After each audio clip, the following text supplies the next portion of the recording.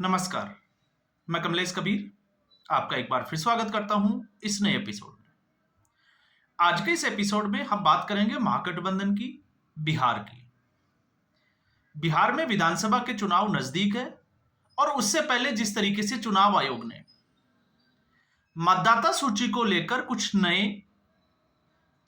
जिस तरीके से नियम बनाए और अब मतदाता सूची के लिए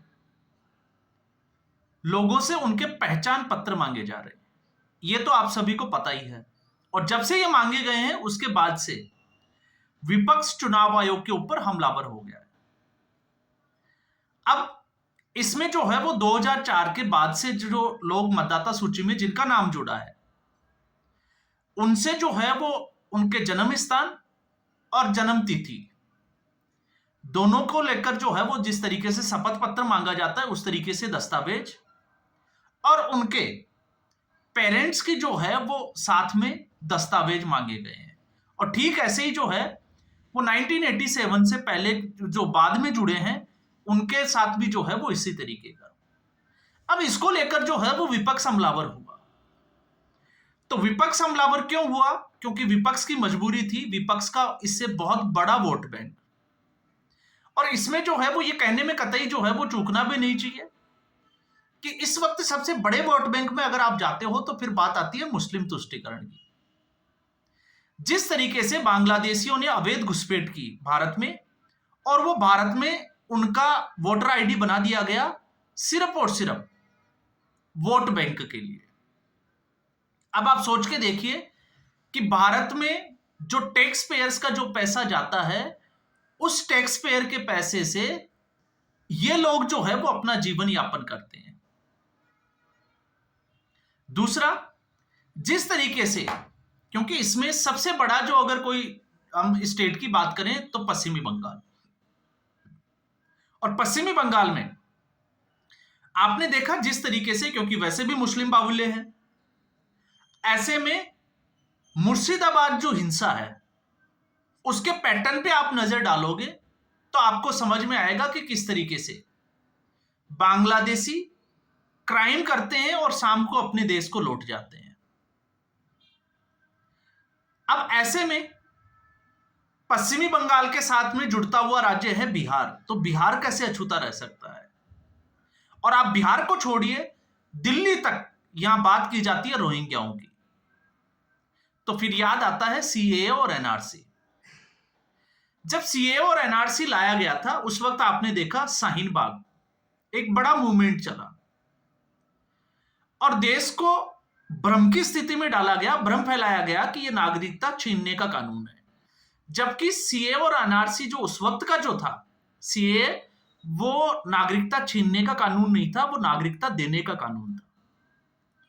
लेकिन फिर भी भ्रमित किया गया वोट बैंक के लिए, उकसावे की राजनीति की गई और आपने देखा कि दिल्ली में एक बहुत बड़ा दंगा भी हुआ। यह उसी का परिणाम जो है वो नजर आता है। अब ऐसे में सीधे तौर से अगर आप देखोगे तो चुनाव आयोग ने जो यह फैसला किया है उस फैसले से आपको समझ में आएगा कि किस तरीके से उस कानून को लागू किया जाए। तो फिर उसके लिए आता है एनआरसी। अब कई देशों में जो है वो एक रजिस्टर होता है उनके नागरिकों के लिए, तो भारत में भी इसी तरीके का एक प्रावधान। अब इसको किस तरीके से लागू किया जाए तो इसका ये पैटर्न जो है वो सरकार ने निकाला। हम सीधे तौर से जो है वो ये कह सकते हैं। अब विपक्ष की समस्या यह है कि ऐसे में जो लोग अवैध रूप से भारत में रह रहे हैं और उन्होंने अपना मतदाता पहचान पत्र बना रखा है उनका क्या होगा?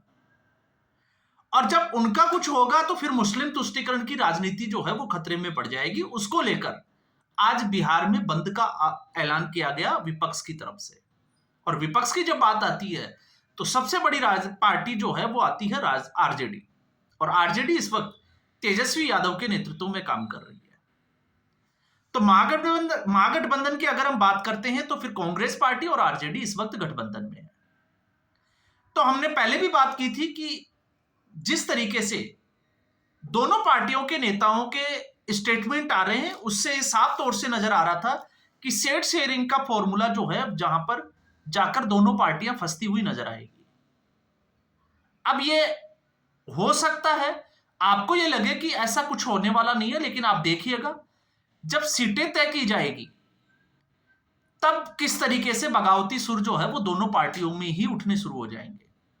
और आरजेडी ने तो पहले ही इशारा कर दिया था कि अगर कांग्रेस पार्टी को उतनी सीटें नहीं दी जाती इससे पिछले चुनाव में जितनी सीटों पर कांग्रेस पार्टी चुनाव लड़ी, तो शायद आरजेडी आज सत्ता में होती, कुछ बेहतर कर पाती। क्योंकि कांग्रेस पार्टी ने उतना अच्छा नहीं किया जितना अच्छा करने की कांग्रेस पार्टी की उम्मीद थी। यह एक सबसे बड़ा जो कारण था और एक बड़ा स्टेटमेंट था। अब कांग्रेस पार्टी ने जिस तरीके से कन्हैया कुमार के नेतृत्व में एक पूरा मूवमेंट चलाया, एक यात्रा चलाई, नौकरी दो और पलायन रोको, और उस वक्त भी जो है वो कई खबरें जो है वो आपको ने देखा हो न्यूज चैनल के माध्यम से, और उस वक्त तेजस्वी यादव असहज दिखाई दिए कन्हैया कुमार की वजह से। क्योंकि तेजस्वी यादव, और आप कह सकते हैं कि यादव जो परिवार है आरजेडी, वो कभी भी कन्हैया कुमार को पसंद नहीं करेगी। वजह क्या है? वजह यह है क्योंकि तेजस्वी यादव के मुकाबले आरजेडी नहीं चाहेगी कि उनकी ही उम्र का एक दूसरा नेता उनकी साथ की पार्टी से खड़ा हो जाए, जो आने वाले समय में विकल्प के तौर पर आरजेडी को चुनौती दे। तो यहां पर कन्हैया कुमार का जो चैप्टर है वो क्लोज होता हुआ दिखाई देता है। अब आते हैं दूसरा, कन्हैया कुमार के साथ में पप्पू यादव। तो पप्पू यादव अपने आप को कांग्रेस का बड़ा ही जो है वो एक, जिसको कहें कि आज्ञाकारी नेता की तरह जो है वो स्टेटमेंट देते रहते हैं। अब समस्या यह है कि पप्पू यादव जो खुद जो है वो यादव जाति से आते हैं। अब ऐसे में ठीक इसी तरीके का 36 का आंकड़ा जो है वो आरजेडी के साथ, लालू यादव परिवार के साथ है पप्पू यादव का। और इससे पहले आपने देखा पप्पू यादव जब चुनाव लड़ने के लिए पूर्णिया सीट से अड़ गए थे तो तेजस्वी यादव ने उनके खिलाफ कैंडिडेट उतार दिया था और कांग्रेस पार्टी ने उसको टिकट नहीं दिया था, निर्दलीय के रूप में जो है वो चुनाव लड़ा और चुनाव जीता। तो आप समझ सकते हैं कि मामला जो है वो कितना गंभीर है। और इसकी वानगी अगर आप देखोगे तो आज की जो रैली, जो विरोध प्रदर्शन हुआ, उसमें राहुल गांधी और आरजेडी के नेता तेजस्वी यादव ने मंच शेयर किया, गाड़ीनुमा मंच। उस मंच के ऊपर कन्हैया कुमार और पप्पू यादव को चढ़ने ही नहीं दिया गया। तो आप समझ सकते हैं जो लोग 2 महीने पहले जो है वो कन्हैया कुमार के नाम से झंडे उठाए घूमते थे, अब शायद वो समझ गए होंगे कि कन्हैया कुमार का बिहार की राजनीति में क्या स्थान है। वैसे तो देश की राजनीति में भी अगर आप देखोगे तो कन्हैया कुमार सिर्फ जेएनयू से निकला हुआ एक, जिसको आप कह सकते हो कि नेता है, लेफ्ट विचारधारा का। इससे ज्यादा कन्हैया कुमार की कोई पोजीशन आपको कांग्रेस पार्टी में ही नहीं, राजनीति में भी दिखाई नहीं देगी। न्यूज चैनल्स पे आते हैं, अनाप शनाप तरीके से वो स्टेटमेंट जरूर देते हैं, लेकिन इससे ज्यादा उनका राजनीतिक अगर दबदबे की बात करें तो कुछ है नहीं। उससे ज्यादा तो अगर आप देखोगे तो पप्पू यादव का आधार माना जा सकता है। लेकिन अब यहां पर समस्या यह है कि दोनों को ही यहां पर जो है वो नजरअंदाज करने की कोशिश की जा रही है। और क्यों की जा रही है? तेजस्वी यादव के दबाव के।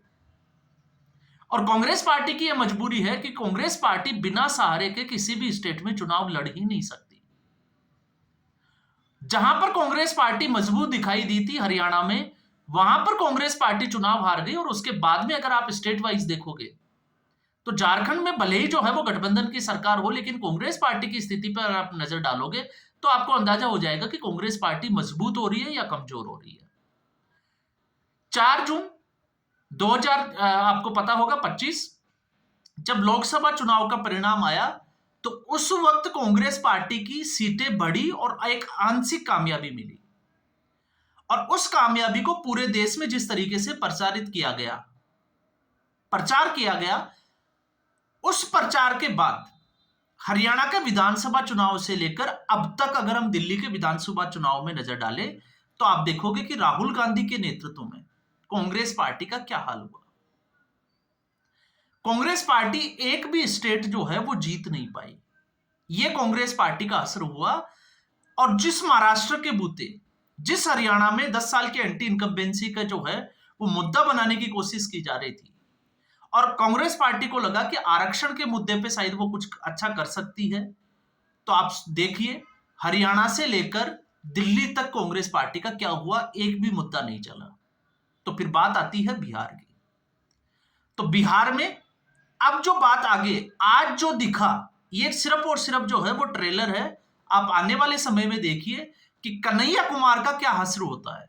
मैं पप्पू यादव की तो यहां पर ज्यादा बात नहीं करूंगा, लेकिन आप देखते जाइए कन्हैया कुमार का आरजेडी जो है वो क्या हश्र करने वाली है। और आप देखोगे जिस तरीके से आज तेजस्वी के जो तेज था उसमें झुलसते हुए दिखाई दिए दोनों नेता, वो राहुल गांधी के भी करीब नहीं जा पाए।